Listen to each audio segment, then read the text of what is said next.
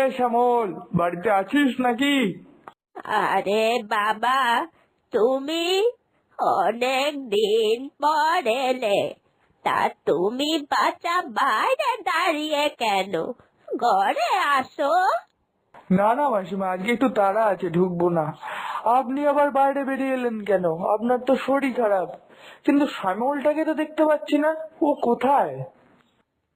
ও একটু পুকুর পাড়ে চান করতে গেছে। তুমি পুকুর পাড়ে যাও না, ওকে ওখানে পাবে। আচ্ছা মাসিমা, আমি তাহলে আসছি। পুকুর পাড়ে গিয়ে দেখি ব্যাটার দেখা পাই কিনা। কি রে, তোর বাড়িতে গেছিলাম তোকে ডাকতে, মাসিমা বললো তুই পুকুরে চান করছিস। এখানে এসে দেখি তুই তো প্রাকৃতিক দৃশ্য অনুভব করছিস, বেশ দিব্যি। আসলে ভাবছি জানিস তো, এবারে চাষবাস তো সেরকম ভালো হলো না।